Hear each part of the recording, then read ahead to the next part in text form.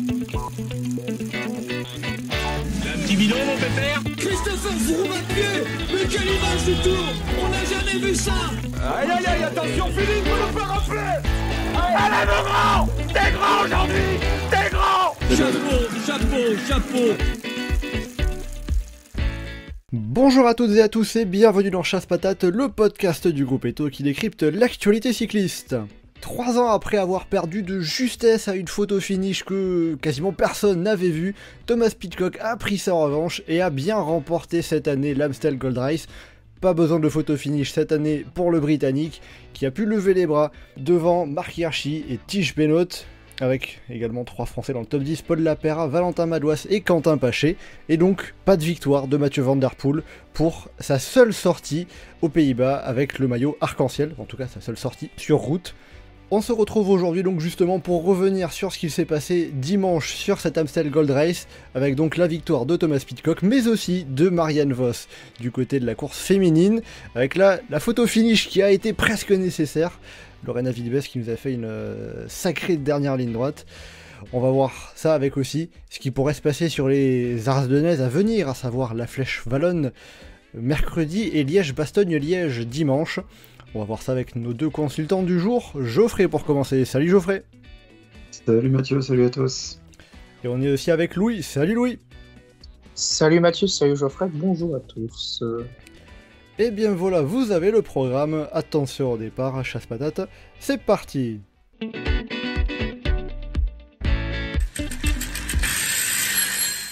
Alors déjà pour vous replacer un petit peu dans le contexte, ceux qui n'auraient pas forcément pu tout bien suivre de l'Amstel Gold Race, un rapide résumé de ce qu'il s'est passé chez les hommes. On avait eu une échappée de seulement 4 coureurs, qui a été relativement facilement contrôlée par le peloton, et puis ça a commencé à s'agiter à 1h30 de l'arrivée à peu près. On a notamment un groupe de 3 qui est sorti à 60 bornes de l'arrivée, dans une zone de transition un petit peu, avec Louis Verwerck, Michael Honoré et Paul Lapera.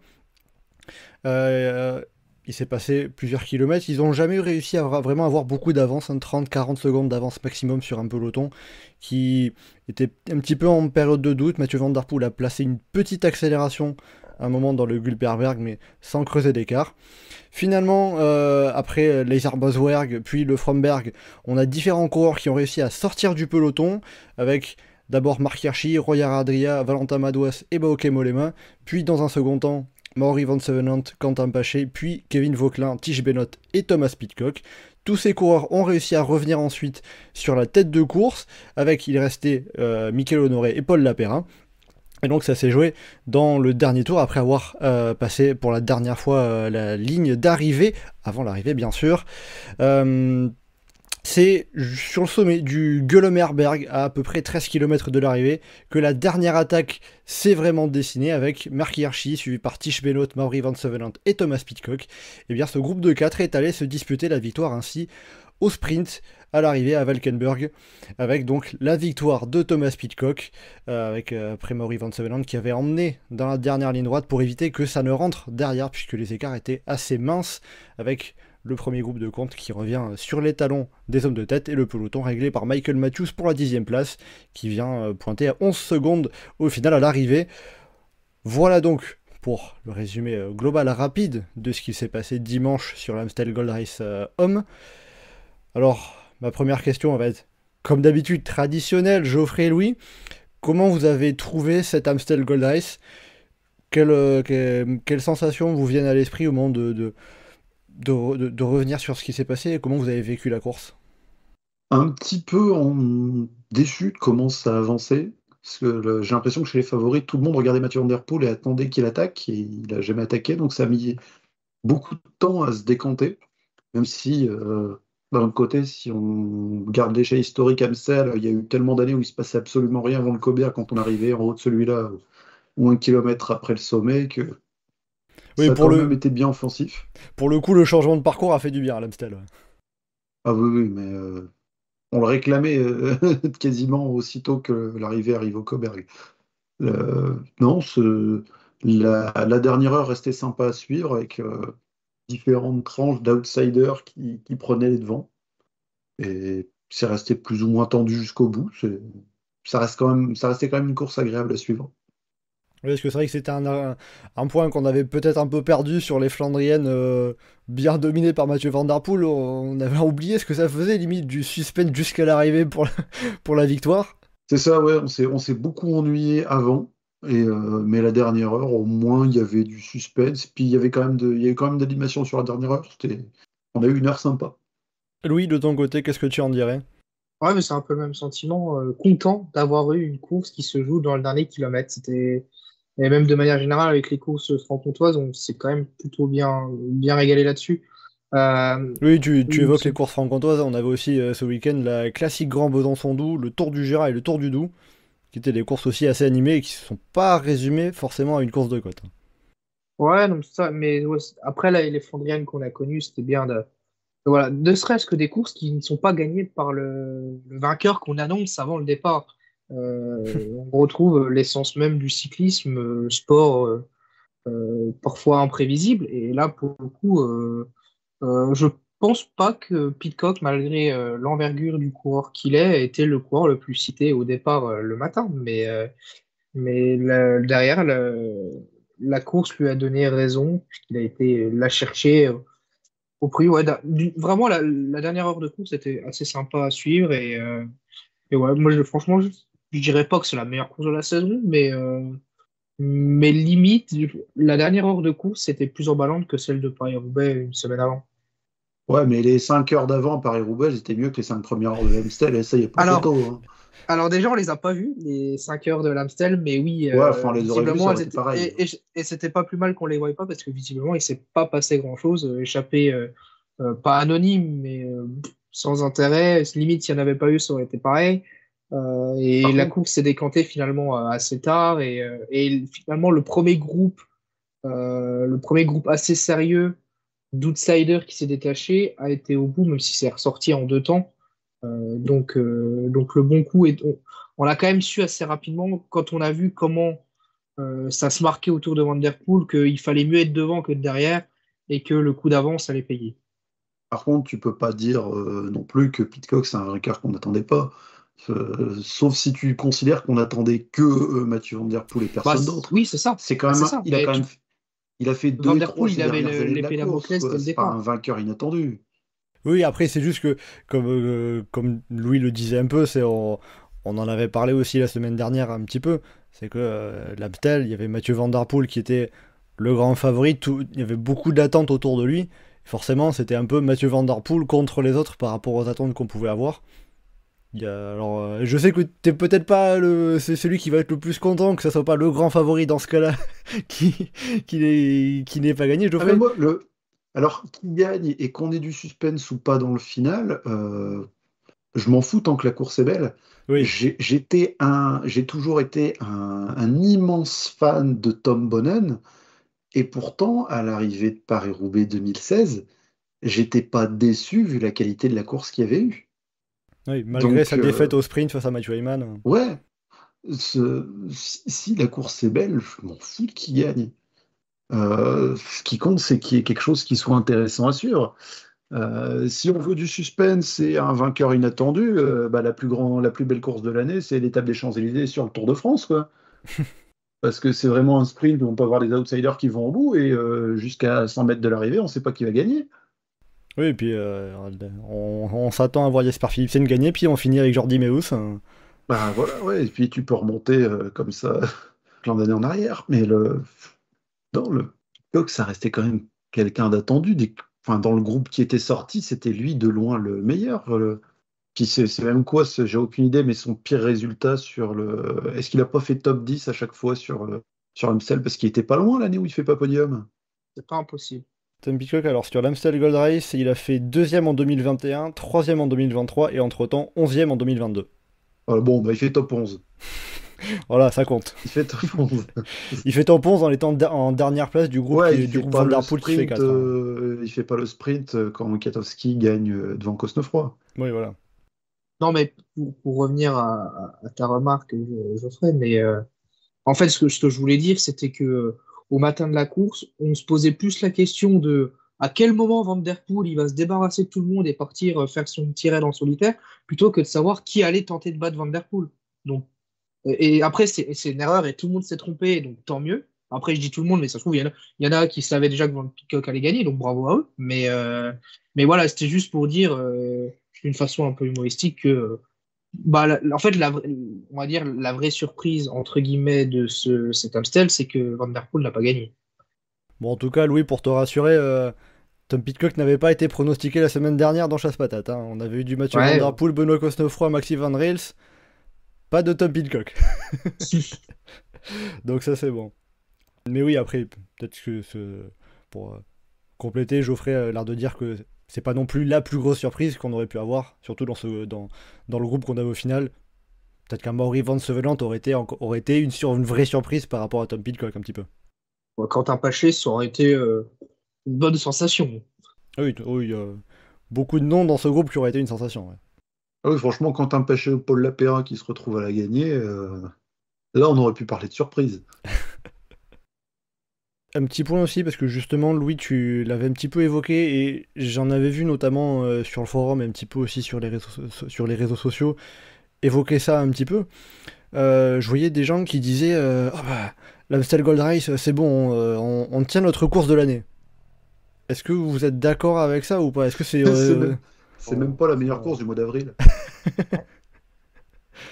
Donc c'est s'enflammer de dire que l'Amstel, c'est la meilleure course de l'année. Ouais, il y en a qui se sont enflammés parce que c'est bien, ça a attaqué, il y avait un suspense dans la dernière heure, mais ça a été une heure sympa, hein, c'est tout.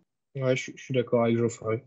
C'était une course sympa, mais tu peux pas dire que l'Amstel c'était la course de l'année, enfin c'est pas possible. Mais même le final de Milan-San Remo, il était mieux. Ouais. Oui. Même la dernière heure de Milan-San Remo était mieux. C'est-à-dire que Milan-San Remo, en général, c'est 20 minutes. Ouais. Et par rapport aux courses récentes sur l'Amstel Gold Race, vous jugeriez comment, quelle note on pourrait mettre à cet Amstel 2024? Si on compare aux dernières années, l'année dernière, il n'y a pas eu de course. Enfin, pas vraiment. On avait eu un petit Tadej Pogacar qui a boum assommé la course. Il n'y a eu rien avant, il y a eu Pogacar et c'était fini. Oui, voilà. On peut peut-être comparer ça à 2022. 2021, la course en circuit, pas de spectateurs ou presque, ça compte pas vraiment. 2019. 2019, il y a le final qui. Ouais, il y a le final complètement what the fuck. Et on n'est pas loin d'avoir un peu le même scénario. Hein. Avec un groupe qui revient à 100 Ouais, ils étaient un peu trop loin, les autres. Ouais, je pense qu'on y a tout à penser quand ils ont commencé à se regarder et que la caméra, elle a mis un. Mais quand la caméra a montré les autres derrière, on a vu que l'écart était un peu trop grand. Ouais. Mais bon, ça reste que ça fait quoi? Ça fait quand même un bon cru, c'est une bonne course, une bonne Amstel quand même. Ah oui. C'est infiniment mieux que les années qui se terminaient au Coburg. Les sprints en côte où tu avais 80 mecs après 250 bornes qui sont encore tous ensemble pour voir Philippe Gilbert tous les aligner en haut. Oui, c'est sûr que c'est pas pareil. Hein. Philippe Gilbert qui a quand même 4 succès sur cet Amstel Gold Race. Même si c'était pas à chaque fois au sommet du Coburg. Enfin, à chaque fois, il n'y a que 2017 qui n'est pas au sommet du Coburg, mais ça fait déjà au moins une édition. Je vous propose de rentrer un petit peu plus dans le vif du sujet, dans justement la victoire et la façon dont ça s'est déroulé, la façon dont ça s'est joué. Pour se concentrer déjà sur Tom Pidcock. Tom Pidcock, il y a 3 ans, je l'avais dit en introduction, il avait perdu pour... on sait toujours pas quoi, puisqu'on n'a toujours pas vu concrètement la photo finish, mais il a perdu à la photo finish face à Wout van Aert. Est-ce qu'on peut dire que, bon... Voilà, là, ça fait une récompense méritée pour lui, surtout que il a connu en plus quelques embûches, notamment la chute autour du Pays Basque il y a 2 semaines de cela. Cette victoire sur l'Amstel, c'est complètement mérité pour Tom Pidcock pour vous? C'est mérité parce qu'en plus il a assumé la course, de prendre du risque, d'aller à l'avant. On en voyait quelques-uns qui restaient autour de Mathieu Van Der Poel et qui l'attendaient. Et il a été la chercher. Il était passé pas loin par le passé. Ça lui fait une belle victoire, oui. Louis, qu'est-ce que tu dirais, toi, de la victoire de Tom Pidcock? Ouais, de toute façon, on peut dire ce qu'on veut. Tous les mecs qui étaient dans le bon groupe ne l'auraient pas volé dans le sens où ils ont pris l'initiative d'anticiper la course. de prendre un risque, parce que imaginons, ils attaquent, ils lâchent une cartouche pour rien. Enfin, ça peut arriver sur l'Amstel, une course où ça peut être assez débridé et c'est difficile d'être dans le bon coup. Mais après, voilà, il a fait parler sa force. C'est un super coureur, hein, Tom Pidcock. Donc, sur une course comme ça, où on sait que ça lui convient à merveille, il tournait autour et là, cette fois, c'était la bonne. Donc, ouais, bah, voilà, comme quoi la course sourit aux coureurs offensifs. Donc non, c'est bien. Enfin, pour le coup, c'est une juste récompense. Mais si ça avait été un autre que Pidcock dans le groupe là, qui aurait gagné, typiquement un Tish Benoît ou un Mark Hirschi, ou un autre dans le top 10, il l'aurait pas volé non plus, quoi. Oui, puis il y a un côté où beaucoup de monde attendait autour de Mathieu Van Der Poel et finalement ça s'est joué un peu face à lui. Pidcock, il y a aussi un passage que je trouve assez intéressant quand même, c'est la dernière petite attaque qui permet de rejoindre les coureurs de tête. C'est quoi? C'est au sommet du Fromberg. On a Bilbao qui attaque après Van Sevelent et Paché. Puis après, on a Vauquelin qui rattaque. Et c'est Benoît et Pidcock qui sont les derniers à suivre. Donc il y a un côté où Pidcock a peut-être senti que il fallait qu'il tente sa chance, qu'il suive le coup et un peu tenter à l'instinct. Ouais, bah après, ça, c'est des qualités que doivent avoir les coureurs et qui se perdent d'ailleurs dans ce cyclisme un peu piloté par les oreillettes. Il faut garder cet instinct de suivre le bon coup. Alors après ça, moi, c'est très facile parce que je suis sur mon canapé, mais le moment où Madouas suit le coup, je comprends assez rapidement que ouais, c'est bien joué. Enfin, donc après, Pidcock ressort ensuite. Donc là-dessus, il a une bonne lecture de course et au même titre que Benoît notamment. Mais ouais, c'était le bon coup. Il fallait le sentir et c'est pas toujours évident et que ça soit un coureur assez peu expérimenté sur la route malgré tout, comme Pidcock, qui sente bien la course à ce moment-là, démontre quand même une capacité d'intelligence qui est assez importante. Enfin, après, voilà, faut toujours être dans la bonne roue, et je pense qu'un mec comme Benoît, qui est plus expérimenté, était une bonne roue à suivre. Ouais, enfin, après, manque d'expérience de Pidcock Bah, sur la c'est route. pas un mec qui a 30 ans, quoi. Non, mais le mec, il a gagné à l'Alpe d'Huez, il a gagné l'Estrade Bianche. Après, la victoire à l'Alpe d'Huez, bah, j'ai envie de te dire, c'est une victoire à la puissance, à la force. En plus, je crois que c'est sur l'étape là où il fait le boulot dans la descente également. Enfin, c'est pas les mêmes qualités tactiques qu'une victoire sur l'Amstel. Non, mais il est quand même présent depuis plusieurs Non, années. bien sûr. Il démarre pas de nulle part. Par contre, pour le coup des coureurs qui courent à l'oreillette, c'est quand même moins le cas de certains coureurs ces dernières années. Le Mats Pedersen qui décide de sortir à 110 bornes de l'arrivée, je pense pas que c'est dans les oreillettes sur le Tour des Flandres, on lui dit vas-y, c'est le bon moment. Ou même la semaine dernière à Roubaix, même ceux qui étaient dans la bagnole, ils ont été surpris du moment où Mathieu Van Der Poel a attaqué. Donc, Oui, on est peut-être dans une période où ça se libère un peu plus des oreillettes, hein. les oreillettes posent problème dans les étapes de plaine parce qu'il y a tout le monde qui veut être placé en permanence parce que dans 10 km, il y a un rond-point, mais on n'est plus dans des courses ultra attentistes comme on avait il y a quelques années. Maintenant, le tracé différent de l'Amstel permet bien justement aux coureurs offensifs de se mettre en avant. Oui, parce que justement, l'Amstel, ça a aussi cette caractéristique d'être un peu à mi-chemin entre les Flandriennes et les Ardennaises pures, d'être à la fois un enchaînement de bosses, mais aussi beaucoup de petites routes, de vire-vire, où il faut savoir jouer du placement et où ça peut sortir un peu à n'importe quel moment. Bah, c'est juste pas une Flandrienne parce que Il n'y a pas de l'état pavé. des routes. Puis, Parce qu'il y a pas de pavé. alors, il n'y a plus de pavés, mais c'est surtout que l'état des routes est en meilleure situation que ce qu'il y a dans les chemins dans les Flandres. C'est pas juste les petites plaques de béton qui ressemblent à rien. Et c'est un petit peu plus large, mais sinon, dans l'idée, on est vraiment sur un profil qui ressemble plus à une Flandrienne, hein. Un tourniqueté dans tous les sens. Tu passes dans le virage, faudrait être replacé, faut aller à l'avant. Justement, Geoffrey, est-ce que toi, tu dirais que la victoire de Tom Pidcock, il allait la chercher sur l'aspect tactique? C'est une victoire tactique? Je pense tactique dans le sens où il n'a pas hésité à anticiper. Et après, il était meilleur de ceux qui avaient devant. Pas nécessairement le plus fort, parce que s'il était de loin le plus fort, il aurait mis une bonne cacahuète dans une côte, et puis après, ça aurait été plié.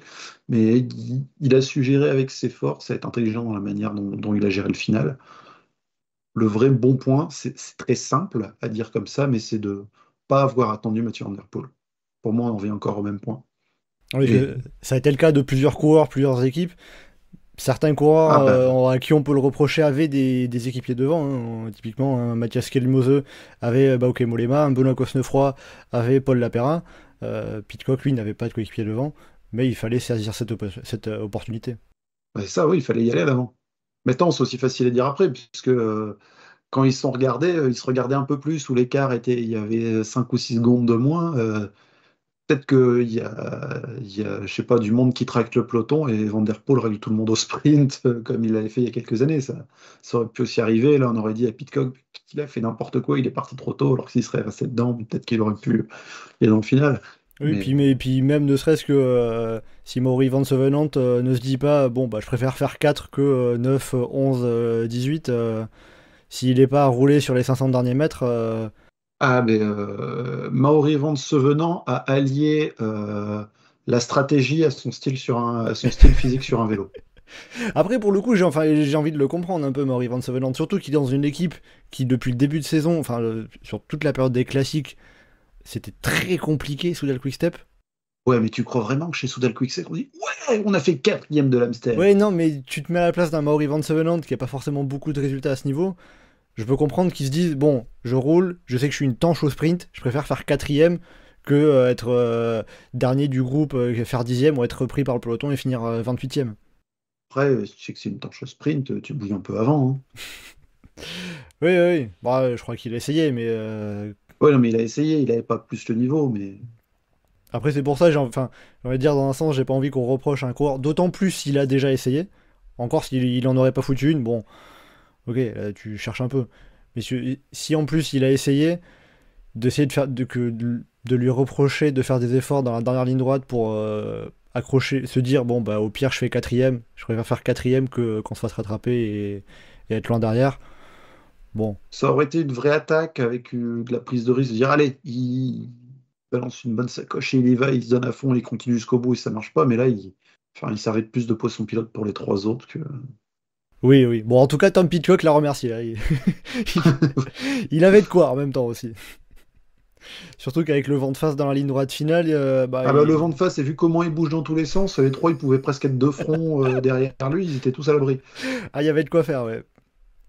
Ça, c'est sûr. Après aussi, dans ce groupe de tête qu'on a eu au final, alors, une dizaine de coureurs, parce qu'il y a un coureur dont vous vous dites, lui, il avait vraiment fait une bonne course, ou même limite, il a laissé passer une opportunité qui se représenterait peut-être pas beaucoup. Alors, vu la fin de ta phrase, non, mais sinon, Paul Lapéra, qui fait vraiment un énorme début de saison, et je m'attendais pas à le voir aussi fort que ça sur une course aussi longue. Donc, moi, c'est vraiment lui la grosse perf de, comment dire, de cet Amstel. J'ai pas souvenir, après, peut-être qu'il l'a fait, mais en finissant 80e, mais qu'il ait été présent comme ça, ou juste qu'il ait fait beaucoup de courses de 250 bornes comme ça. Non, je crois pas. Et ça se voit, on voit qu'il est plus régulier, qu'il gagne des courses. Déjà, ça te fait passer un cap. Et on sent vraiment que physiquement, il a passé d'une dimension à une autre cet hiver. Et quoi, ça devient un cours sérieux, quoi. Enfin, quand tu commences à jouer la gamme sur l'Amstel, c'est quand même pas rien. Donc, ouais, grosse perf. Et il est quand même assez jeune, hein. Je crois qu'il doit avoir que 23 ans. Donc, il prend rendez-vous pour les prochaines années.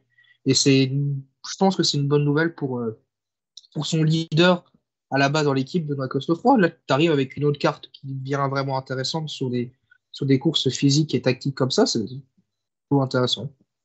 Alors juste Geoffrey pour la stat, j'ai regardé Paul Lapéra avant l'Amstel, même sur des courses d'au moins 220 km, je suis descendu assez bas, il en avait couru que 5, avec au mieux la 39e place sur les championnats de France en 2022.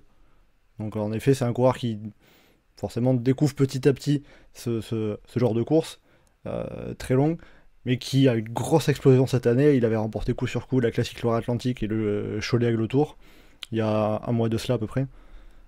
Puis les championnats de France à Cholet, tu peux pas vraiment comparer, c'est pas le circuit le plus accidenté. Oui, non, bien sûr. Là, il y a 1 heure de plus hein, que ce qu'il y avait à Cholet. Ça fait vraiment la différence.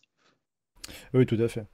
Après aussi, un petit point que vous évoquiez avant d'évoquer pleinement la course des Français, c'est et après Mathieu Van Der Poel, on en parlera après, mais je préfère qu'on évoque Mathieu Van Der Poel à part, parce que c'est presque un peu un sujet en lui-même, vu l'attente qu'il pouvait y avoir autour de lui. Mais il y a eu justement cette notion de aussi course d'équipe, avec différentes équipes qui ont profité d'avoir plusieurs cartes et de tenter d'avoir la carte numéro 1 peut-être qui reste dans le peloton et la carte numéro 2 qui tente sa chance et qui des équipes qui sont pas restées sans rien faire. Ouais, c'est très vrai, et c'est comme ça que tu pièges un coureur qui fait un peu figure de favori numéro 1. Faut tenter, faut harceler, faut. Voilà, et alors il y aura qu'un bon coup qui partira, c'est le jeu, mais c'est comme ça que tu déjoues, que tu fais déjouer ton adversaire principal. Et ouais, bah, si on regarde à chaque fois les équipes des coureurs représentés devant, je pense, sans trop me tromper, qu'elles ont tout un leader de rechange, entre guillemets, derrière. Il y a même un moment où, là, je me rappelle, d'ailleurs, c'est peut-être un tournant de la course, c'est que le fait que IF ait été représenté à un moment par Michael Honoré dans ce groupe-là, qui fait qu'il ne roule pas tout de suite derrière, en se disant, bon, on a Honoré devant, donc pourquoi rouler? Et c'est au moment où Honoré se fait reprendre que la chasse des IF commence et aurait pu faire mouche, mais trop tard. Et l'écart était trop grand. Oui, c'est que dans le Coberg hein, après le dernier passage du Coberg que les IF se mettent à rouler au moment où Michael Honoré se fait distancer de la tête de course. Et il y a Ben Lilly, il y a Richard Carapace qui viennent rouler. Alors qu'avant, on avait quelques coureurs un peu individuels par-ci par-là. On avait Quinten Hermans qui a roulé un peu comme il a pu. Et après avoir été distancé, il revenait. On avait un coureur d'Israël, un coureur d'Alpecin, un coureur de Jayco aussi. C'est au final, sur l'aspect course d'équipe, c'est peut-être plus l'équipe IF qui s'est ratée avec, entre guillemets, la mauvaise carte devant. Ce qui a surtout aidé aussi ceux qui étaient devant, c'est que c'était quand même les grosses formations du peloton qui avaient des mecs devant. Enfin, c'est les équipes qu'on voit très souvent jouer la gagne ou être pas loin derrière, quel que soit le terrain. Ineos, UAE, je vais dire Jumbo encore, Visma, Quickstep, Lidl Trek, même Bahreïn, Groupama FDJ sont en général pas trop loin derrière. Donc quand tu as toutes ces formations-là qui sont devant, ça va naturellement aider le coup à avancer. Et ce qui a plus aidé ces échappées, c'est qu'il y a rarement, enfin il n'y a pas vraiment eu un moment, quelqu'un qui est tout seul devant, et ce scénario débile quand il se répète, ça me gonfle depuis 10-15 ans quand on voit ces trucs à répétition, où il y a un seul mec devant et du coup derrière ils se regardent tous parce qu'ils veulent pas être celui qui va faire plus d'efforts que les autres dans la chasse. Oui, c'est vrai qu'on n'a pas eu ça dimanche sur l'Amstel. Bah, il n'y a jamais eu un mec tout seul devant. Oui, c'est ça. Pendant plus que 15-20 secondes, quoi. Donc, ouais, plus que 10-15 mètres. Oui. Hein. Oui, non, mais du coup, il y avait vraiment une bonne collaboration, même quand il y avait des attaques et des relances. Il n'y a pas eu de moment où tout le monde s'est regardé. Enfin, il y allait vraiment. Oui, il y a un côté où tout le monde a cru en sa chance et s'est dit, faut en profiter, quoi. C'est, comme tu dis, c'est à noter, il n'y a pas eu vraiment de coureurs qui restaient à traînasser dans les roues, à pas passer de relais. Même les groupes FDJ qui étaient deux, passaient quasiment autant l'un que l'autre. Bah, et puis tout le monde a dû se dire aussi, là pour le coup, indirectement, merci Mathieu Van Der Poel, mais ils ont tous dû se dire, faut être sûr qu'il rentre pas ce qu'on parce que sinon, s'il revient, même le Ben Mellerberg, il en met une là-dedans, et puis s'il fait le même numéro qu'il a fait au Ronde ou à Roubaix, derrière c'est fini. C'est vrai que ça a peut-être pu jouer aussi inconsciemment comme ça dans la tête des coureurs qui étaient devant. Même consciemment, je pense qu'il y en a beaucoup qui devaient y penser et se dire, si on est sûr que lui il est pas là, Ça me Même fait si une j'ai chance pas de beaucoup de plus. chances de gagner face à 2-3 coureurs qui sont là, j'ai plus face à ces 2-3 là que face à lui. Oui, ça c'est une bonne certitude en tout cas, c'est certain. Bon, à présent, je vous propose, vous aviez un petit peu commencé à rentrer dedans, mais à parler des coureurs français. Vous aviez évoqué Paul Lapera 5e, on a aussi Valentin Madouas 6e et Quentin Paché 8e. Sans oublier non plus Romain Grégoire 12e, et on peut pousser jusqu'à Benoît Cosnefroy qui finit 16e. On finit donc avec 3 Français dans le top 10. Pour la petite stat, c'est seulement la deuxième fois au 21e siècle qu'on a 3 Français dans le top 10 sur l'Amstel Gold Race. La fois précédente, c'était en 2019. On a vu Alaphilippe 4e, Madouas 8e et Bardet 9e. Est-ce que donc, cette course, pour les coureurs français, d'avoir Lapera, Madouas, Paché dans le top 10, c'est une course vraiment complètement réussie? Moi, je trouve plutôt oui. Enfin, après, un top 10, c'est anecdotique. Enfin, il y a que la victoire qui compte, hein, donc on oubliera assez rapidement, mais leur course à ces 3 coureurs est franchement intéressante pour des raisons différentes. Alors, on peut être déçu peut-être d'un Madouas parce qu'un coureur de ce calibre aurait dû être dans ce quatuor final, pour moi. Maintenant, on le connaît, voilà, il est un peu en mode diesel, il a du mal à faire des efforts explosifs. Donc, au moment où le premier groupe, enfin, du coup, le quatuor part, bah, il est pas dans la roue, il n'a pas le jump explosif pour être avec eux. Et le problème, c'est que ça n'est jamais revenu derrière. Donc il perd la gagne comme ça. Et qu'il est il était peut-être physiquement en dessous de ses coureurs d'ailleurs. Mais par contre, genre, Quentin Paché et Paul Lapera, ils font une super course.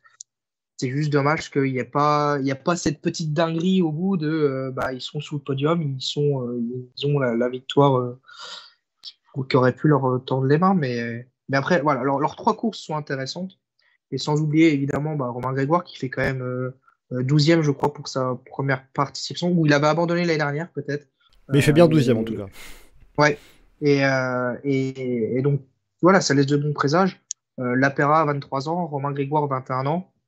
C'est des coureurs qui marquent leur empreinte. Alors après, Paché et Madouas, on peut les expérimenter, c'est dans leurs meilleures années, mais voilà, c'est pas forcément les Français qu'on aurait attendu faire un top 10 sur l'Amstel en début de saison, hormis Madouas. Leur course est plutôt intéressante, même s'il n'y a pas forcément la grande récompense à la fin. Geoffrey, qu'est-ce que tu dirais toi de la course des Français? Bah, sur la course en elle-même, bah, c'est bien. Il y a 4 Français dans les 10, dans l'échappée de 10 à un moment, on est content. Sur le résultat, maintenant, alors oui, individuellement, on se dit, Quentin Paché, il fait top 10, on s'y attendait pas. Paul Lapera, il fait top 5, c'est super pour l'avenir. Mais merde, FDJ, ils sont en surnom, il n'y en a pas un dans le top 5, c'est pas une réussite. Côté français, sur l'Amstel, je préfère avoir un Cosnefroy tout seul dans le top 10, mais qui est pas loin d'aller la gagner, que d'avoir des mecs qui viennent remplir des places d'honneur derrière qui seront oubliées dans 3 semaines. Donc t'es plus à te dire, il y avait moyen de faire mieux que 3 dans les 10, c'est bien. Bah, faire 5, 6, 8, enfin, je sais pas, il n'y a pas un classement des sélections, il n'y a pas un classement des nations sur l'Amstel, quoi. On s'en fout de faire 5, 6, 8. Pour la Pera, c'est bien, il prend de l'expérience, il fait un résultat qui est super pour lui individuellement. FDJ, faire 6 et 8, enfin, c'est pas, il n'y a pas de quoi être content, quoi. Surtout pour Madouas, 6e de l'Amstel. On s'en fout complètement. Il a déjà fait podium d'Estrade Bianchi du Tour des Flandres. Faire 6e à l'Amstel. Oui, Voilà, quoi. c'est pas ce qui sera le plus marquant dans sa carrière, oui. Ah bah non, clairement. Justement, par rapport à Groupama FDJ, on a vu notamment dans le final que quand les 4 étaient devant, on avait l'impression que c'était un peu plus Quentin Paché qui roulait pour Valentin Madouas. Valentin Madouas qui, bon, avait pas pu suivre les 4 de devant, qui a finalement fait 6e au sprint. Est-ce que peut-être chez Groupama FDJ, on s'est trompé de coureur sur qui il fallait miser entre Madouas et Paché? Bah, c'est logique que t'as Madouas et Paché dans le groupe. Lequel va faire le boulot pour l'autre? Bah ouais, le leader, on va dire que c'est Madouas. Ça semble quand même relativement logique. Peut-être que Madouas aurait pu en faire un peu plus, mais il en a quand même pas mal fait, hein. On n'est pas dans une situation où Oui, il il a y a pas un rien seul fait, qui a bien fait sûr. tout le boulot et l'autre qui s'est reposé sur son coéquipier. Euh, Et c'est juste comme Louis était à dire, Madouas qui arrive pas à accrocher le coup, il était peut-être moins bien, peut-être que Paché, si la Groupama FDJ, si entre Paché et Madouas, c'est Paché qui aurait pris un peu le leadership, est-ce que ça aurait pu être mieux ou est-ce que ça aurait rien changé? Bah, je pense pas que ça aurait changé grand-chose. On aurait dit, Paché, ça lui aurait fait une expérience d'être dans le coup à jouer peut-être la gagne sur une classique, mais on n'est pas non plus en train de se dire que des occasions où il va jouer la gagne dans les classiques, il y en aura, enfin sur des grandes classiques de très haut niveau, qu'il y en aura beaucoup d'autres non plus. Euh, quitte à vouloir jouer la carte d'un autre Groupama FDJ pour la gagne, j'aurais plus cité Romain Grégoire que Quentin Paché, même s'il finit derrière. Ouais, je rejoins Geoffrey, et puis de toute façon, enfin, on est en train de comparer Madouas et Paché. Madouas, ça reste quand même le champion de France. Ça reste un mec qui a un podium au Stradé, podium au Round 2.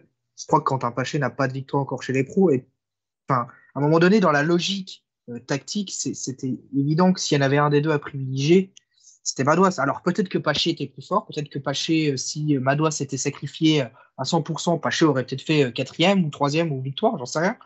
Mais à un moment donné, en fait, tu peux pas en vouloir à Groupama FDJ d'avoir privilégié Madouas. Par contre, tu peux être déçu que Madouas n'ait du coup pas forcément répondu aux attentes qu'aurait pu être, de se dire, bah, c'était Madouas, tu dois être devant, quoi. C'est là où le jugement, il est peut-être un peu particulier.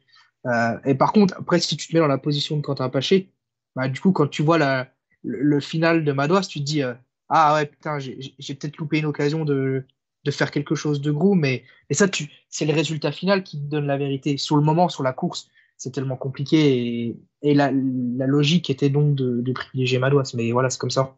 Oui, donc ça veut dire qu'avec ma question, je force un peu et qu'il n'y a pas de regret à avoir sur la stratégie, juste être déçu que Madouas n'ait pas eu les jambes pour suivre le Pidcock, Hirschi, Benoît et Van Sevenant. En tout cas, moi, je pars de ce principe-là, mais je sais que de toute façon, et c'est une déception qu'on peut tous avoir, hein, de se dire que finalement, bah, le résultat donne la vérité, c'est que la tactique du final n'était pas forcément la meilleure.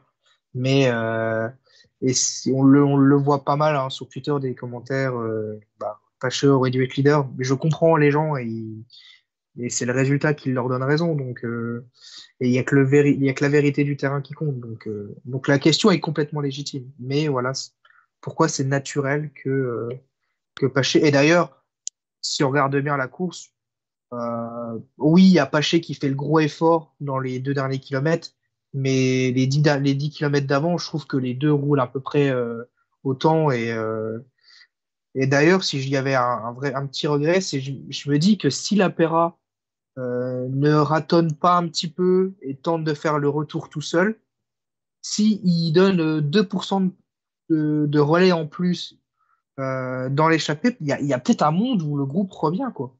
Alors que quand il attaque, forcément, ça désorganise. Alors peut-être que ça, à un moment donné, rapprocher le groupe, mais je pense, ça conduit à un moment donné aussi à un moment de désorganisation, de bah, t'as attaqué, maintenant roule. Enfin, tu sais, ce moment un peu bizarre où ça se regarde un peu. Enfin, l'attaque de la Pera a pour moi à un moment donné joué dans le sort de ce groupe de chasse. Et je me dis que si tout le monde s'entend à fond, il y a un monde où si tu restes à 15 secondes, grand max, tu peux revenir. Ça s'est joué à rien. Par rapport à Madouas, il y a quand même quelque chose que je voudrais nuancer parce que j'étais un peu négatif envers lui.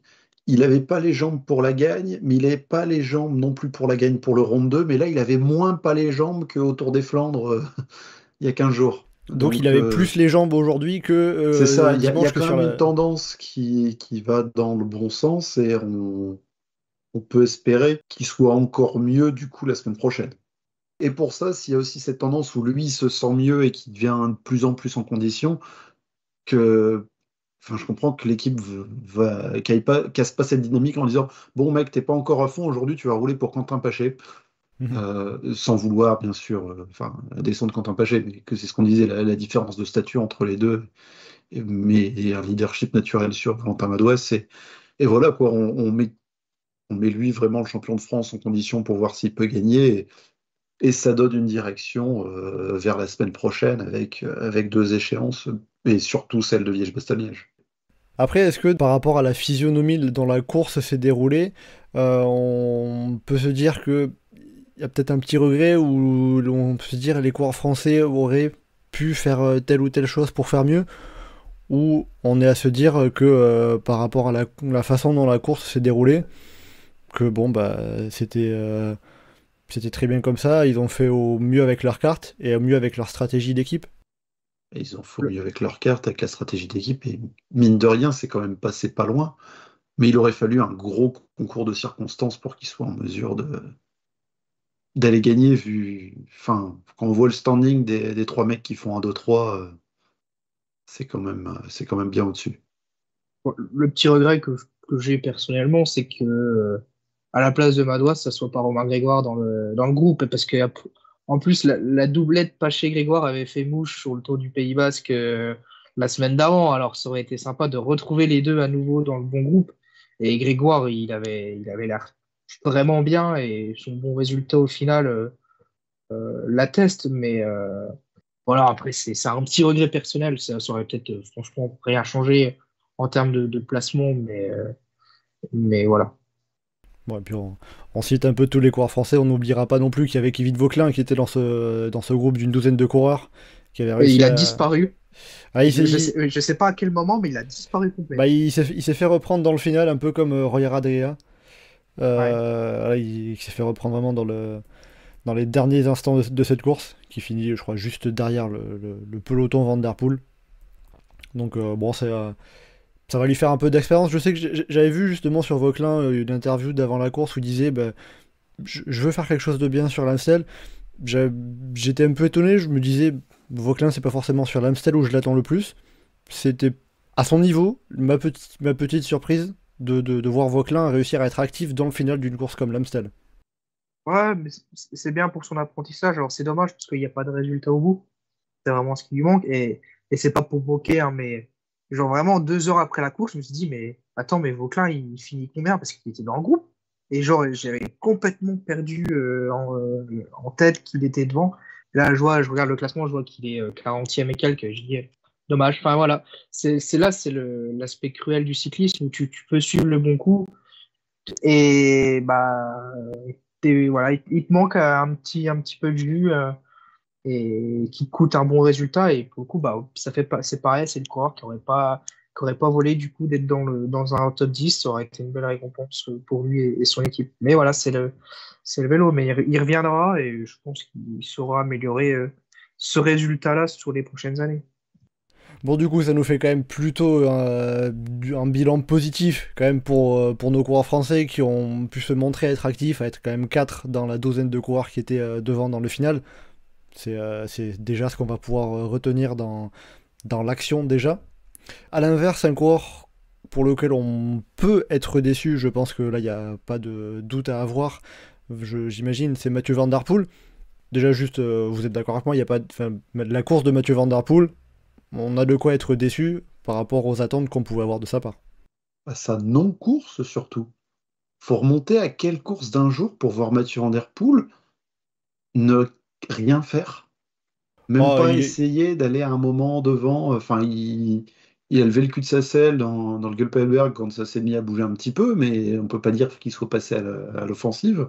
Est-ce que tu sais de quelle course je vais parler, Geoffrey? Non. Le Grand Prix de Fourmies. Dans le Grand Prix de Fourmies, il a tenté de partir dans l'échappée, il a tenté de faire péter le peloton dans le premier passage de la côte du Boquet. Donc non. C'était bien avant la prise d'antenne, mais sur le Grand Prix de Fourmies, il a foutu le bordel en début de course, sans emmerder les mecs qui voulaient lancer l'échappée. Bon, voilà, comme ça, c'était l'occasion de parler du Grand Prix de Fourmies, mais oui, c'était son dernier, entre guillemets, mauvais résultat à date. Mais non, il a attaqué sur le Grand Prix de Fourmies. Après, on avait peut-être la Bretagne classique juste avant Fourmies, où pour le coup, j'ai pas non plus souvenir qu'il était très actif. Mais oui, alors c'est vrai que ce dimanche sur l'Amstel, Mathieu Van Der Poel, il a tenté un petit moment d'accélérer j'avais noté dans le Gulpenberg. Le Gulpenberg, ouais. Celui où il avait fait un beau ménage il y a quelques années, et ça avait surpris qu'il attaque dès celui-là, alors qu'en général, le mouvement, il vient plus dans les Herbosberg ou dans Keutenberg. Bah là, il a pas fait un beau ménage. Hein. Non. Il a juste réussi à récupérer les 15 mètres de retard que le peloton avait sur Michał Kwiatkowski, mais pas vraiment réussi à creuser l'écart. et ni vraiment à rattraper vraiment des secondes précieuses sur Verveek, Honoré et Lapera qui étaient devant. C'est le seul moment où on l'a vu actif. Il a pas essayé, c'est assez surprenant, inhabituel. Comment est-ce qu'on peut expliquer ça, même déjà, juste pour revenir sur cette attaque du Gulperberg, comment est-ce que tu l'as trouvé juste sur cette attaque? Est-ce que tu l'as trouvé en mode je tente, j'attaque à fond, ou je me teste Ah, c'est que son 6e jour de course, hein, il a peut-être pas encore les jambes. Non, plus sérieusement, j'ai pas eu l'impression j'ai pas l'impression qu'il y a vraiment été. J'ai pas l'impression qu'il avait pas les jambes, mais c'est il a pas voulu se donner à fond. Alors est-ce que après ce bloc-là de classique où il est, enfin, même s'il a fait il a eu peu de jours de course, il est quand même à un très haut niveau depuis un bon mois. Je me suis dit peut-être que soit il commence à sentir que la forme est descendante et il n'a pas voulu trop donner sur l'Amstel qu'il a déjà gagné pour s'économiser pour la semaine prochaine. C'est comme ça que je l'ai vécu quand j'ai vu. Quand je l'ai vu apparaître à l'écran, je me suis dit, ah, ça y est, le Gülperberg, ça va être son moment à lui sur l'Amstel et c'est là qu'il va en mettre une et non. Donc je me suis dit, bon, bah, il veut pas y aller. Je me suis pas dit, il peut pas y aller, je me suis dit, il veut pas y aller. Oui, en mode les jambes sont pas ouf, c'est pas la peine de trop forcer. Ouais, non, mais après, je m'attendais à ce qu'il en mette une dans un des 3-4 monts qui suit. Hein, mais plus ça avançait, plus il y allait pas. Je me suis dit, il fait quoi? Il attend que tout le monde ramène au sprint pour refaire la même qu'il y a quelques années. J'y ai un instant cru quand ils sont mis à se regarder qu'il y avait la vue d'hélico. Après, ils sont repassés en vue de face. J'ai dit, non, les autres sont trop loin. Oui, dans la ligne droite sprint, finale. Même le sprint, il a pas vraiment fait d'effort. Bon, après, je pense que les coureurs qui se retrouvent à être au top 20 ou pas loin sans faire le moindre effort, sur la Msel, il y en a qui aimeraient être placés là parce qu'il n'était pas à la ramasse non plus, quoi. C'est pas comme s'il avait bâché ou qu'il avait fini à 100 bornes.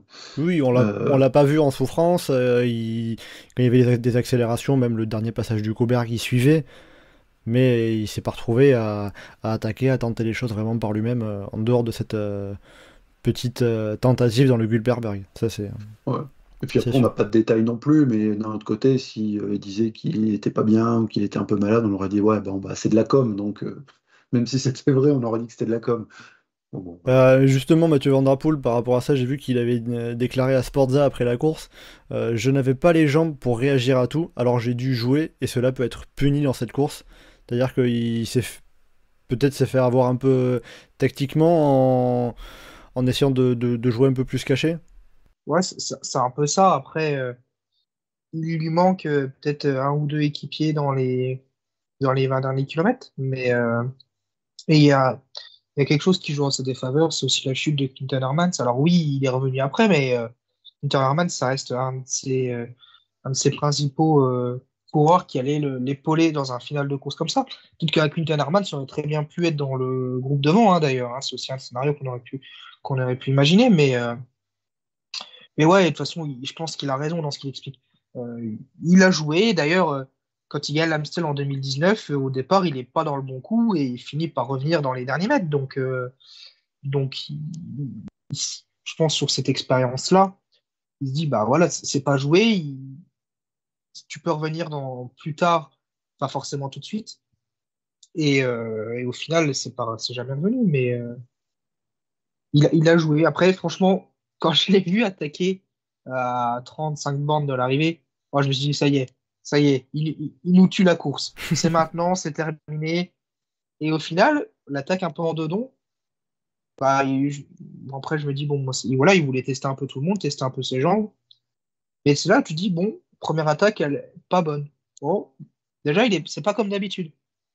Après, chaque course est bien différente. Hein. Mais, et puis après, ouais, bah, tout le monde courait sur lui, donc après, c'est compliqué de s'exprimer, mais ouais, on sentait un peu désintéressé. Voilà, il a joué à un jeu, et ce coup-ci, c'est pas passé, mais est-ce qu'il faut y voir une inquiétude pour Liège-Bastogne-Liège dans une semaine? Je pense pas. Il y a une course beaucoup plus difficile en termes de dénivelé, il me semble. Ce qui Oui. m'étonnerait pas. Voilà, mais C'est des montées plus longues. voilà. Où là, vraiment, bon, ça se fera à la patte. Est-ce que comme Van Der Poel n'a pas réussi à décrocher tout le monde, il est moins fort qu'une semaine auparavant sur Paris-Roubaix? Je suis pas sûr qu'on puisse tirer cet enseignement-là, tant les deux courses sont complètement différentes. Voilà, donc Van Der Poel, il a rendez-vous avec l'histoire quand même du cyclisme une semaine plus tard. S'il gagne Liège-Bastogne-Liège dans 7 jours, tout le monde a oublié qu'il n'a pas fait top 10, qu'il n'a pas gagné l'Amstel. Et pour toi, justement, Mathieu Van Der Poel est en mesure de gagner Liège-Bastogne-Liège? Ouais. Bah, en tout cas, quand il va s'aligner au départ, moi je le vois comme le top 3 des favoris, avec Pogacar évidemment. On parle de la trilogie One Stoke Haute-Levée. Lui, il est capable d'attaquer sur les pavés dans la traversée de Stavelot au milieu de ses côtes. Toi, Geoffrey, justement, tu le vois comment, Mathieu Van Der Poel, après cet Amstel, en vue de Liège-Bastogne-Liège, comme Louis, il n'y a pas matière à être inquiété pour toi? Je serais un peu plus partagé. Soit il s'économise parce qu'il sentait que c'était pas une bonne journée et ça ira mieux la semaine prochaine et il fait podium, soit il est vraiment sur une forme descendante et il sera pas du tout dans le coup. T'as une petite idée, tu pencherais plutôt vers quoi? Le voir, là pour le coup, même s'il va pas bien, il tentera un moment et s'il y en a un qui est capable d'en mettre une dans cet enchaînement One Stoke Haute-Levée, ce qu'on attend désespérément depuis je sais même pas combien d'années, parce que j'ai pas souvenir de l'avoir vu, il est capable d'y aller. Et soit c'est l'attaque du désespoir parce qu'il a plus les jambes, mais dans tous les cas, ça lancera la course, ça mettra un beau bordel. Un peu comme son attaque Champ du Cygne sur le Tour juste avant qu'il abandonne il y a quelques années. Où il s'est dit, allez, quitte à partir, autant foutre un beau bordel. Oui, de manière à dire, bon, je suis Mathieu Van Der Poel, je vais quand même être acteur de la course. Ouais, ou je sais pas, s'il se dit, la course sera plus intéressante à suivre à la télé après que j'ai abandonné. Ah, peut-être. Ben justement, écoutez, on va faire cette transition en vue de Liège-Bastogne-Liège, qui aura lieu donc dimanche prochain. On part sur quoi au niveau des forces en présence? Alors on a Tadej Pogacar qui est annoncé. Mathieu Van Der Poel également est là. On a aussi bien évidemment bien d'autres coureurs. Ça peut partir sur quoi un petit peu au niveau de la hiérarchie du plateau, comme ça à quelques jours de la course? Bah, Pogacar, et voilà. Oui, donc Pogacar grand favori, un peu comme Van Der Poel l'était sur Paris-Roubaix. Bah, Pogacar qui attaque à 80 bornes de l'arrivée et qui finit tout seul, ouais, ou à 50 ou à 30, ou peu importe. Pogacar qui gagne pas en solitaire, déjà, ça serait une situation un peu plus surprenante. Même si bon, ça reste Liège, la météo est pas géniale dans la semaine, à voir comment ce sera dimanche. Enfin, l'année dernière, on vendait le duel Pogacar et Evenepoel, c'est pas ce qu'on a eu. Donc bon. Oui, c'est sûr. Même si Et- encore tu t'attends à voir Pogacar finir en solitaire, le Liège qu'il a remporté, il finit avec Valverde, Woods et Godu. Donc, Enfin, quand tu finis avec ces trois, quand tu finis avec cela au sprint, Valverde, il avait plus le punch de ses jeunes années. oui, mais je veux dire, il n'avait pas réussi à les distancer dans les montées. Non, mais d'un autre côté, c'était un Pogacar un peu plus jeune, hein.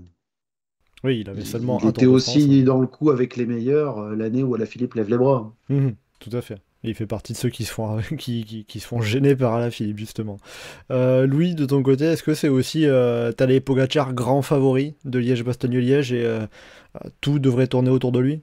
Oh bah oui, ça c'est évident qu'il aura une pancarte monumentale avec Van Der Poel. De toute façon, maintenant, Pogacar, t'arrives au départ d'une course, t'as la pancarte, limite un sprint massif, bon, il aura quand même la pancarte. Enfin, ça devient Depuis qu'on presque l'a vu écœurant, attaquer mais... sur les Champs-Élysées. Ouais, voilà, non mais c'est... Franchement, tu te demandes qu'est-ce qui peut le priver d'une victoire. Alors, on l'a vu l'année dernière, qu'une chute, ça arrive. Donc, ça reste toujours piégeur, hein, les routes belges. Hein, et comme l'a dit Geoffrey, en fonction de la météo, attention. Mais sur le papier, tu t'orientes vers un plateau on a un grand favori, Tadej Pogačar, un principal concurrent, donc Mathieu Van Der Poel. Et derrière, il y a ce petit plateau de coureurs qui est quand même assez bien loti, avec pas mal de coureurs où ils sont là, où on se dit, oh bah tiens, peut-être lui, peut-être lui, peut-être lui. Ah, il peut peut-être faire un truc. En gros, tous ceux qui sont un peu, qui étaient listés comme aussi des outsiders, bah déjà sur l'Amstel et ceux qu'on verra aussi également au départ de la Flèche Wallonne mercredi. Mais après, tu as 10-15 mecs, tu sais qu'eux, ils peuvent quand même finir sur le podium. Après, voilà, la course, on verra bien, mais Quel nom tu pourrais citer justement parmi cette flopée un peu d'outsiders franchement, il y en a tellement. Mais ne serait-ce qu'un Pidcock, hein. Ne serait-ce qu'un Pidcock. Groupama FDJ, ils ont des cartes. Bahrain Victory, ils ont des cartes. Bon, il y a plein. Toutes les équipes quasiment ont un coureur qui peut s'intercaler en troisième larron. Alors, il y a des noms qui sont peut-être plus évidents que d'autres, mais un Mathias Chelmose, c'est typiquement le nom d'un coureur qui peut faire 3 de Liège-Bastogne-Liège, qui pourra peut-être même gagner. On verra le scénario, mais derrière ces deux grands noms, il y a une flopée de coureurs. Et, alors j'espère que toutes les équipes joueront quand même la course pour la gagner, parce qu'une course, il n'y a jamais rien qui est joué, et il peut se passer plein de choses. Donc il ne faut pas partir perdant. Et c'est vrai que sur le papier, tu as quand même un illustre favori, un principal adversaire, et qui voudra écrire l'histoire, mais derrière voilà, ça paraît un cran dessous. Mais bon, le cyclisme est parfois tellement imprévisible, donc pas partir perdant. Ah, il peut se passer beaucoup de choses, hein, en effet. Puis t'es pas à l'abri d'un marquage entre les deux, en fait. Même si la Liège-Bastogne-Liège, sur le papier, c'est une course où il y a de grandes chances que si t'es le plus fort, tu finis par gagner. À un moment donné, il faudra se méfier du marquage entre les deux. Enfin, ça peut arriver. Même si Pogačar et Van Der Poel sont pas pour l'instant les plus fervents partisans d'un marquage particulier. Et plus, Ouais, après, si on se fait la bataille, on se bat, mais en attaquant. ouais. Mais on peut se retrouver dans une situation comme ça, hein, pourquoi pas. Geoffrey, quel coureur pourrait peut-être créer un peu la surprise ou avoir leur carte à jouer derrière Pogačar, Van Der Poel? Compliqué de donner des coureurs qui auraient leur carte à jouer, puisque ça laisse supposer qu'il n'y en a pas un des deux qui a qui a balancé un gros sac sorti de nulle part à 30, 40, 50, 60 bornes de l'arrivée, ou alors c'est... Donc pour toi, c'est forcément Pogačar ou Van Der Poel? T'es en train de me demander qui pourrait attaquer avant Van Der Poel et Pogačar. Alors là, je peux dire des mecs de Flanders Valoise et de Big Gaulois de Bruxelles, mais c'est pour l'échappée matinale, donc c'est pas la réponse que t'attends. Je sais pas, y a pas un Ben Illy dans le mur de Saroc hein Ouais, Benili, quand tu disais les coureurs qui peuvent briller à côté d'eux, j'avais pensé à Benili aussi en premier, mais on a ce mélange entre les grimpeurs qui vont profiter du dénivelé, les punchers qui sont encore là sur la bonne lancée. Oui, il y a C'est- pas mal de profils différents. Il y a beaucoup, beaucoup, beaucoup de profils différents qui peuvent aller faire quelque chose. Maintenant, derrière les deux gros favoris, c'est compliqué de reciter un seul nom. Louis, est-ce que tu vois un ou plusieurs scénarios peut-être où des coureurs pourraient venir piéger Pogačar, Van Der Poel parce que Geoffrey a pas l'air très convaincu de ça. C'est compliqué. Faudrait anticiper, mais en fait, le Liège-Bastogne-Liège, c'est tellement compliqué comme course, c'est tellement difficile que en fait, Pogačar et Van Der Poel sont tellement forts que même si un groupe avec des bons coureurs, hein, pas forcément des gros outsiders, juste des bons coureurs, bons grimpeurs qu'on n'attend pas trop. Si c'est un groupe comme ça arrive à prendre, je sais pas, imaginons une minute 30, bah, tu sais que dans la Roche au Faucon, dans la Redoute, si les deux mettent une énorme sacoche, 1 minute 30, ça se transformera en 20 secondes. Enfin, tu vois, c'est. Ouais, donc Et, c'est-à-dire qu'en gros, si je comprends bien ce que vous dites, si Pogačar fait du Pogačar, si Van Der Poel fait du Van Der Poel, ça laissera pas beaucoup d'opportunités à leurs adversaires. De toute façon, je pense que c'est un peu sauf qui peut hein, quand c'est comme ça. Hein. Enfin, c'est. Soit t'as anticipé avant, t'arrives à basculer avec eux au sommet et tu t'accroches comme tu peux, mon garçon, mais Mais sinon, c'est quand même compliqué. Enfin, ces mecs qui sont tellement au-dessus que comment les piéger, franchement, autant sur l'Amstel, bah, on l'a bien vu dimanche, tu peux les piéger parce que c'est pas forcément des côtes si difficiles. C'est escarpé, ça devient tactique. Alors Liège, ton final peut être tactique. Mais si t'es fort, t'es dans le bon coup. Enfin, ou alors, si t'arrive un problème, une chute ou autre, Liège, Oui, c'est une course qui est moins c'est tactique. ultra compliqué. Ouais, c'est moins tactique. Le final peut le devenir, on l'a eu plusieurs fois ces dernières années, parce que depuis qu'il n'y a plus l'arrivée à Anse, euh, le final est très souvent tactique. Souvent, on a un petit groupe de 4-5 coureurs, donc ton final, il peut devenir tactique. Mais le moment où le gros coup part, c'est 90% à la force et il y a 10% au placement. Forcément, si t'es dernier du peloton ou au pied de la redoute, bah, c'est compliqué pour toi, quoi. Mais si t'es dans les 30 premiers et que t'es dans les 5 plus forts du jour, bah, t'as de grandes chances de basculer dans les 5 plus forts en haut. Qui t'a redonné un autre nom, Vas-y, Geoffrey, bien je veux sûr, dire avec plaisir. Maxime Van Gels. Ah, Théo est pas là, mais tu te permets de citer un loto, très bien. Non, mais il a fait une belle période, enfin, le plus discret sur l'Amstel, mais sinon, il a fait quand même un plutôt bon début de saison sur les classiques et il était quand même pas dégueu l'année dernière, tant sur la Flèche que sur Liège. Donc, avec un peu plus d'expérience là cette année, Et côté français, qui est-ce qu'on pourrait citer? Mathieu Van Der Poel du côté de sa mère. Non, la carte naturelle, les cartes naturelles côté français, peut-être un peu Cosnefroy ou Gaudu, mais surtout Madouas. Bah, pourquoi un Madouas, il lui faudra une course d'usure, quoi.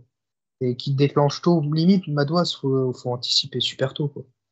Parce que s'il attend la Redoute ou la Roche-aux-Faucons, ça va devenir des efforts trop explosifs pour lui et je crains que s'il n'a pas le coup d'avance, il ne puisse pas jouer un rôle. Si on promet des Gis, celui que tu dois avoir en tête, c'est Gaudu, évidemment, qui a déjà fait podium en plus. C'est lui, là, la principale carte française, si on regarde la startlist. Bah, même si tu as des autres bons coureurs, à Cosnefroy, je pense que c'est un peu trop relevé pour lui. Mais pourquoi pas? Vauclin, on a vu qu'il lui en manquait sur l'Amstel. Guillaume Martin semble revenir un peu en condition, mais est-ce que tu peux aller rivaliser dans le top 5? C'est compliqué. Non, Barguil, malheureusement, est blessé. Mais côté français, je pense que Gaudu est la meilleure chance. Après, on verra. Peut-être qu'on aura une bonne surprise. Côté français, il y a plus à espérer du côté de la Flèche. Ouais, clairement. Forcément, sans Pogacar, sans Van Der Poel, le plateau sera un petit peu plus ouvert. On y viendra juste après. Pour finir sur Liège-Bastogne-Liège, je vais vous demander vos pronostics, évidemment. Geoffrey, pour commencer, même si j'ai ma petite idée de ce que tu vas nous répondre. T'as les Pogacar et Demi-Volering? Ah. Non, bah non, je déconne, évidemment, Mathieu Van Der Poel et Lotto Kopecky. Ah bon, bah voilà. J'ai eu peur quand même. Non, mais c'est contractuel, je suis obligé de les donner à chaque fois maintenant. Oui, c'est ça. Si Voilà. les deux sont au départ de la même course. On évoquera tout à l'heure aussi un petit point sur les femmes, bien évidemment.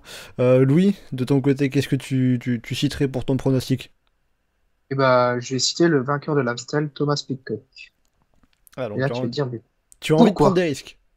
ouais, mais je me dis que Pidcock, il a ce petit caractère un peu filou, où je me dis justement, peut-être qu'à un moment donné, on aura un petit marquage. Peut-être que et Pidcock, il doit avoir les jambes, au moins basculer pas trop loin au sommet de la Redoute, pas trop loin au sommet de la Roche-aux-Faucons si c'est un festival complet.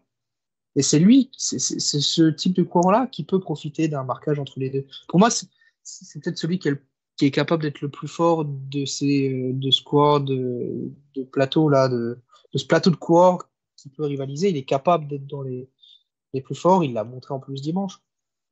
Pour compléter, je vais quand même vous citer Tadej Pogacar pour les pronostics. Hein. Ça fait pas de mal de citer la cote la plus basse, celle sur laquelle tu mises 10 €, tu en récupères 11 au pari. Mais c'est Pogacar. Faut quand même le citer, évidemment. Comme vous l'avez dit, c'est forcément le grand favori. Il revient sur Liège-Bastogne-Liège. La dernière fois qu'il avait fini, il avait gagné. C'était 2021. Et puis cette saison, Il a l'air parti sur sur une pente vers le Giro assez incroyable. En 3 courses, il a 6 victoires. Avec 4 étapes, 4 étapes du Tour de Catalogne. C'est quand même ahurissant. Plus le général, plus l'Estrade Bianche. À côté de ça, il fait 3ème seulement de Milan-San Remo. Bon, il est quand même sacrément bien parti. Puis s'il y en a un qui peut faire qui peut partir d'encore plus loin que Remco Evenepoel qui était sorti dans la côte de la Redoute pour aller gagner, c'est Tadej Pogačar. Hein. On peut s'attendre à tout de la part du Slovène. Donc ça. Il a quand même eu des courses où il était au-delà de la 20e place. Hein. Oui, forcément. Plus souvent que Mathieu Van Der Poel cette année. Ah oui, mais forcément, les états. Quand Axel Laurence gagne au sprint sur le Tour de Catalogne, bon, Tadej Pogačar est gentil, il se dit bon, je vais me préserver, je vais tourner les pattes et je vais me relever un peu dans les derniers mètres. Merci de confirmer que quand il termine loin, c'est Alpecin qui gagne, donc Mathieu Van Der Poel. Voilà, tu retombes sur tes pattes, Geoffrey. Tant qu'à être sur les pronostics, un petit prono pour la Flèche Wallonne. Alors, on va pas forcément rentrer dans beaucoup de détails sur ce qui pourrait se passer, parce que là, pour le coup, niveau scénario, je pense qu'on va pas trop se mouiller pour dire qu'il y a 99% de chances que ça se joue sur le mur de 8 au dernier passage. Mais ça reste quand même un final qui est quand même évidemment toujours très, très dense et très animé. Il se passe beaucoup de choses et c'est un des moments, peut-être le kilomètre de l'année qui est le plus intense, et aussi le kilomètre de l'année qui est le plus long à voir aussi. Parce que forcément, le mur de vie et ses pourcentages dantesques, ça prend un petit peu de temps à se gravir. Qui va donc succéder au palmarès de la Flèche Wallonne à Tadej Pogačar, qui avait levé les bras l'année dernière? Et bien justement, en tout cas, c'est pas Tadej Pogačar, puisque le Slovène ne sera pas au départ, il s'alignera seulement sur Liège-Bastogne-Liège en prévision du Tour d'Italie. Geoffrey, quel serait ton pronostic pour cette Flèche Wallonne? Parce que pour le coup, sans Pogačar, sans Van Der Poel, vous l'aviez un peu évoqué tout à l'heure, on se retrouve face à un plateau qui est quand même très ouvert. Pour les deux, côté masculin et féminin, même si c'est moins ouvert côté féminin, je vais miser sur de la jeunesse dans les deux cas et je vais dire Romain Grégoire et Fem Van Empel. Romain Grégoire, alors Fem Van Empel, on y reviendra d'ici quelques minutes. Bon, tu vois une victoire française, le successeur de Julien Alaphilippe. Louis, quel nom tu pourrais nous citer pour ton pronostic pour la Flèche Wallonne ce mercredi? Alors, chez les hommes, Mathias Schelmose, course très ouverte, donc franchement, on peut avoir un vainqueur inédit. Je crois qu'en regardant la start-list rapidement, je vois qu'on n'a que 2 anciens vainqueurs au départ. Tout à fait, donc, Dylan Mark Teuns et Hirschi, Mark Hirschi. Voilà, c'est ça. Donc je me dis que c'est peut-être la chance de soit un coureur qui a fait podium ces dernières années. Je crois qu'un Matthews a déjà fait podium, un Cosnefroy a déjà fait podium. Ça peut être la chance de ces coureurs-là, comme ça peut être la chance d'un coureur qui n'a pas forcément performé sur le mur de 8 et qui arrive en bonne forme. Et peut-être que c'est la bonne occasion pour Schelmose. Donc voilà, c'est lui mon pronostic. Pour compléter, je vais vous citer aussi un coureur français, je vais faire comme Geoffrey, mais je vais rester sur le même pronostic que l'Amstel Gold Race pour le coup. Je vais citer Benoît Cosnefroy. Il n'a pas forcément eu l'occasion de beaucoup se montrer puisqu'il y avait Paul Lapéra devant sur l'Amstel. Mais il avait placé une attaque dans le dernier passage du Cobert qui était plutôt pas mal. Et on l'a vu très costaud aussi sur la Flèche Brabançonne, assez malin aussi. Même si bon, forcément, le côté être malin sur la Flèche Wallonne, sur le mur de 8, il y a peut-être un peu moins ce besoin. C'est principalement le placement. Mais il y a de quoi aussi avoir de belles espérances pour Benoît Cosnefroy. Benoît Cosnefroy qui a peut-être un petit peu moins de réussite pour l'instant sur la Flèche Wallonne. On va quand même rappeler qu'il a fait 2ème sur l'édition 2020 qui avait été remportée par Mark Hirschi. Une édition 2020 qui peut-être rejoindre un peu au niveau du plateau ce qu'on a cette année, à savoir beaucoup de prétendants possibles et personne qui sort du lot. Pour le coup, en tout cas, Ça devrait faire du suspense jusqu'au mur de 8 et même pendant le mur de 8. Après tout ça, on va terminer ce podcast avec un petit mot sur ce qui s'est passé chez les femmes et ce qui va se passer également mercredi et dimanche avec la Flèche et Liège-Bastogne-Liège. L'Amstel Gold Race qui a donc été remporté dimanche dernier par Marianne Vos. Marianne Vos qui avait déjà remporté la course néerlandaise en 2021.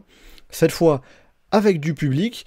Et dans une dernière ligne droite assez rocambolesque, puisque Lorena Wiebes a sprinté, levé les bras, mais 25 mètres trop tôt, puisqu'elle s'est fait sauter sur la ligne, même un peu avant la ligne, par Marianne Vos, sur une course qui, on va quand même le préciser, a été quand même assez particulière, raccourcie à 3 tours de circuit, donc environ 55 km.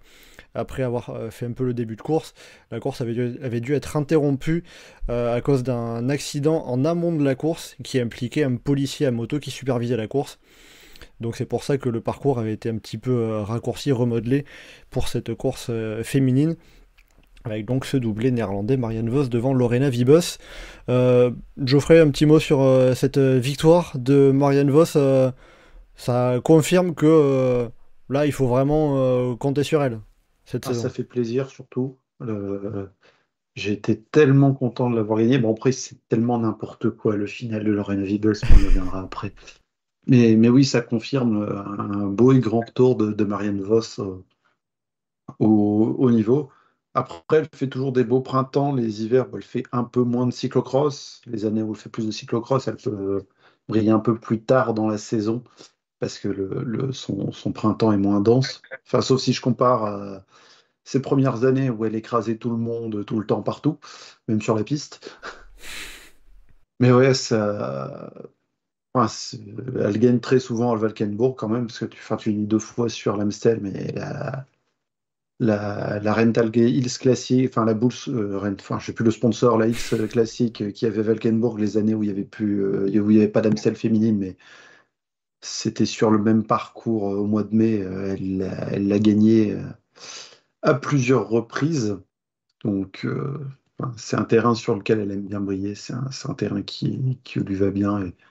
Et là, la course, du coup, un peu d'attente parce que il n'y a pas eu d'usure, c'était très court et ça favorisait un sprint en haut du Cauberg, puisqu'on arrive encore en haut du Cauberg côté féminin. Tout laissait présumer une victoire de Lorena Wiebes, puis ça a été tellement n'importe quoi de sa part que Marianne Vos a su avoir le physique et l'intelligence de bien passer comme il fallait pour aller la sauter sur la ligne. Parce qu'il fallait quand même avoir l'énergie pour le faire. Ah oui, ça, c'était pas donné à tout le monde. Hein. Il fallait déjà arriver à résister à Lorena Wiebes et arriver à la remonter, même si elle avait levé les bras et ralenti un peu. Le combo, je me décale pour ouvrir la porte, j'arrête mon sprint 50 mètres avant la ligne et je lève les bras en plus pour prendre le vent de face et être encore plus ralenti. Oui, c'est sûr que ça, c'est pas un sprint à montrer dans les écoles de cyclisme. Hein, ça. Ah si, il faut montrer, pour dire ça, faut surtout pas faire. Oui, c'est vrai. Tout le monde doit voir ça pour se dire faut surtout pas sprinter comme ça. Oui, faut pas. Alors, t'as quelqu'un qui est réputé très rapide depuis 25 ans. Tu la laisses pas passer facilement, hein. Tu vas pas la tasser dans les barrières non plus, mais tu t'écartes pas, tu restes à sprinter le long de la barrière, comme ça peut te remonter que d'un seul côté, pas des deux.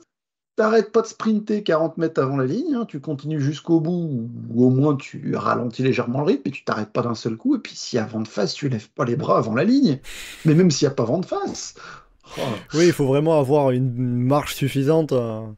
Ce combo, c'est du n'importe quoi, c'est fou. Et justement, par rapport à Lorena Wiebes, même dans le Cauberg, elle avait été très bien. Elle est parmi les toutes premières à passer au sommet. Est-ce que c'est surprenant de la voir passer aussi bien, finir aussi bien sur ce parcours avec le Cauberg ? C'est plus vraiment une surprise. Ça aurait pu l'être si on avait eu une course de 150 bornes comme c'était prévu. Mais là, il y avait quoi ? Enfin, concrètement, de couru, il y a eu entre 100 et 110 bornes. Oui, même un petit peu moins ça. Donc de fait, comme la course a été plus courte, ça a été plus facile pour elle de passer la bosse. Est-ce que c'est surprenant de voir Lorena Vibus dans le coup avec les meilleurs, alors qu'on a cumulé 5 fois une côte qui fait même pas 1 kilomètre. Dit comme ça, Oui, dit comme ça, c'est de suite beaucoup moins impressionnant. Donc, donc d'un côté, il y avait une certaine logique, et voir Lorena Vibus à un lever de bras près remporter cette Amstel Gold Race, c'était assez normal, entre guillemets. quand on arrive au pied du Coberg, je pense que tout le monde voyait Lorena Vibus gagner. Enfin, tout le monde parmi les suiveurs, je veux dire. Là, on se dit, voilà. C'est bon, encore as the works. Mais elle se plante en beauté, c'est hallucinant. Ah bah... Comme quoi, il faut pas faire n'importe quoi pour arriver à perdre, hein, quand on est une course de Demi-volée SD qui la Works. félicite dans les oreillettes parce qu'elle de derrière, elle la voit lever les bras, elle dit bon, c'est bon, c'est tranquille. Bon, en tout cas, ça nous a fait un final assez cocasse, atypique, on va dire. Ça fait des images insolites, on va le dire ainsi. Bon, sans forcément trop en rajouter sur Lorena Vibus, hein. Bien évidemment, voilà, elle a fait une erreur, elle s'en est rendu compte. On s'en est rendu compte aussi. Bon, voilà, en tout cas pour cette Amstel Gold Race, forcément on était sur un parcours plus court et qui se finissait par le Coberg, donc il s'est passé moins de choses, un petit peu moins que sur la course masculine. Aussi, qu'est-ce qu'on pourrait avoir? Alors, je me projette directement sur dimanche Liège. Qu'est-ce qu'on pourrait avoir déjà sur Liège-Bastogne-Liège un petit peu, Geoffrey? SD Works qui écrase tout. Bon, après, tu peux retirer le don de la course et ça marche presque toute l'année. Hein. Oui, c'est sûr.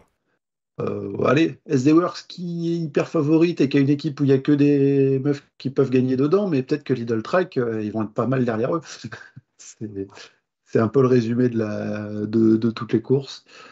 C'est-à-dire que là, pour Liège-Bastogne-Liège, et même aussi on peut élargir à la Flèche Wallonne, en fonction des scénarios, parce qu'on sait que la Flèche Wallonne se court de manière plus ouverte chez les filles que chez les garçons. C'est Ouais, ça pourra péter un peu plus tôt, même s'il y a toujours le mur de vie pour finir. Oui, forcément. Mais Ça va être SD Works contre les autres, et ça va être la Lidl Trek en première ligne pour essayer de battre les SD Works. ouais, mais dans les deux courses, je pense que si elle est en forme, ça va être compliqué d'aller chercher demi-volering. Je pense que ses premiers succès de la saison, ils seront pour. Là, elle n'a pas encore gagné, mais peut-être qu'à la fin de la semaine, elle a ses 2 premiers succès de la saison. Eh ben écoute, on va finir par ces pronostics. Pour déjà la Flèche Wallonne. Alors Geoffrey, tu avais déjà donné, parce que... Ouais, j'ai voulu sur la flèche mettre une grosse cote avec une jeune coureuse, un peu comme côté masculin, en mettant Femme Van Empel. Bon, tu remarques qu'il faut quand même que j'aille évoquer du cyclocross d'une manière ou d'une autre. Hein. Oui, voilà, et puis bon, Femme Van Empel, c'est pas non plus n'importe qui, hein. Voilà, même si pour l'instant ça c'est entre guillemets aller assez doucement sur la route, on l'a très bien vu sur les cyclocross dans cet hiver. Elle n'a pas encore gagné sur la route dans la catégorie élite. Tout à fait. Bon, elle a 21 ans, hein, mais Louis, quel serait ton pronostic pour la Flèche Wallonne? Et bah, moi, pour le coup, je vais vraiment sortir une grosse cote avec Gaïa Realini. Tout simplement parce qu'elle a pris un an de plus que l'année dernière. Donc l'année dernière, elle avait terminé 3e. Il ne s'en souvient pas forcément, mais je me dis qu'avec un an de plus, c'est des progrès forcément. De ouais, mais l'expérience. demi-volering, elle a gagné, elle aussi, elle a pris un an de plus depuis l'année C'est dernière. vrai. Oui, non, mais s'il te plaît, déjà que j'y connais pas grand-chose en cyclisme féminin. Oui, Gaillard Realini a toutes ses chances, hein. En tout cas sur... Ouais, non, mais c'est quelqu'un dont je me dis peut-être que ça peut le faire, même si évidemment que Vollering est l'énorme favori. Pour ceux qui ne suivent pas beaucoup le cyclisme féminin, pour ceux qui ont en tête l'idée du petit gabarit, du grimpeur poids-plume quand la route s'élève et qui peut se mettre à survoler, Gaia Realini, c'est 1,50 m pour 40 kg. Ah oui, c'est le petit gabarit poussé à l'extrême, hein. Mais du coup, ça sera d'autant plus facile à porter sur les hauts du mur de vie, forcément. Ah, si on envoyait les sœurs Backstedt sur le mur de vie, c'est plus compliqué. Un peu plus. Oui, là c'est sûr. Pour donner mon pronostic aussi, pour compléter, et quitte à continuer dans la série des grosses côtes après avoir cité Pogacar sur Liège-Bastogne-Liège, bon bah je suis obligé de citer Demi Vollering, forcément. vainqueur sortante. Bon, ça va être peut-être la principale favorite, mais il y aura de quoi faire face à elle et face au SD Works. En tout cas, donc ce mercredi sur la Flèche Wallonne. Et pour Liège-Bastogne-Liège, donc Geoffrey, tu nous avais sorti ta carte classique Lotte Kopecky. Normal. Voilà. Cette fois-ci, ça peut être la bonne année? Pourquoi pas? Pourquoi pas? Elle semble quand même sur une forme descendante, mais pourquoi pas? Du coup, je Il n'y a découvre. pas encore de Belges qui ont gagné Liège-Bastogne-Liège côté féminin. Donc... du coup, je découvre que Lotte Kopecky n'a jamais encore couru Liège-Bastogne-Liège. Donc, ça sera une première participation.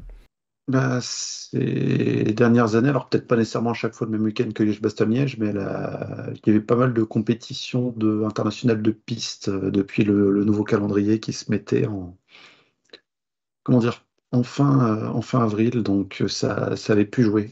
Je sais plus, c'était l'année dernière ou il y a 2 ans où elle était des compétitions sur piste le week-end de Liège. En tout cas, ça sera pas le cas puisque la Coupe des Nations a eu d'ailleurs sa dernière manche le week-end dernier au Canada, Hamilton. Donc, ton pronostic, Geoffrey, pour Liège-Bastogne-Liège femme Lotte Kopecky. Louis, quel serait ton pronostic? Alors, là, je vais prendre un peu moins de risques. Demi-Vollering. Ah, mais ça fait du bien de jouer sécurité aussi. Ouais, faut au moins en gagner une.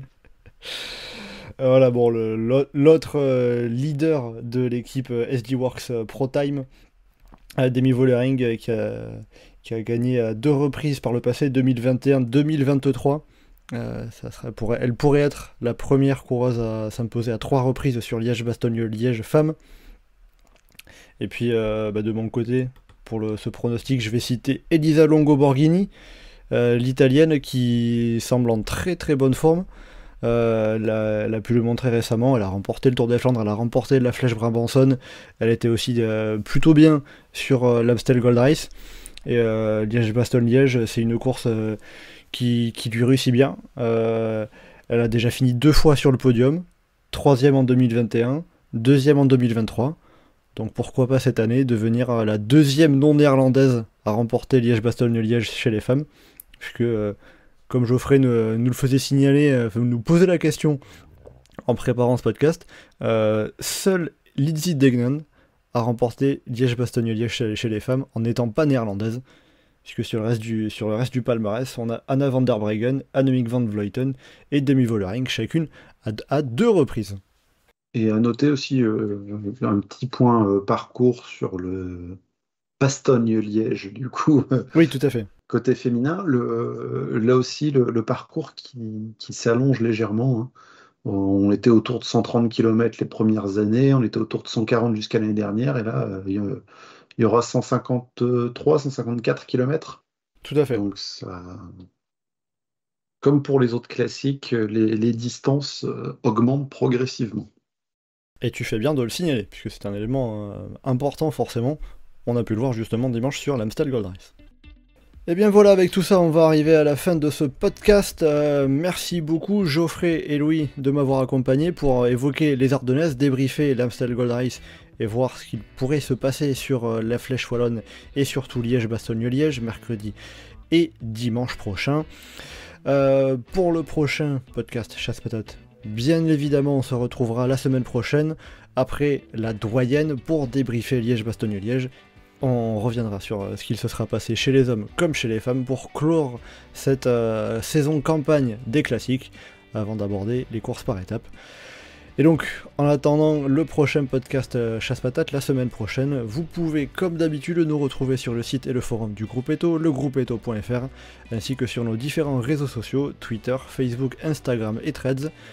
N'hésitez pas à commenter, liker et partager ce podcast. Merci beaucoup et à bientôt dans Chasse Patate.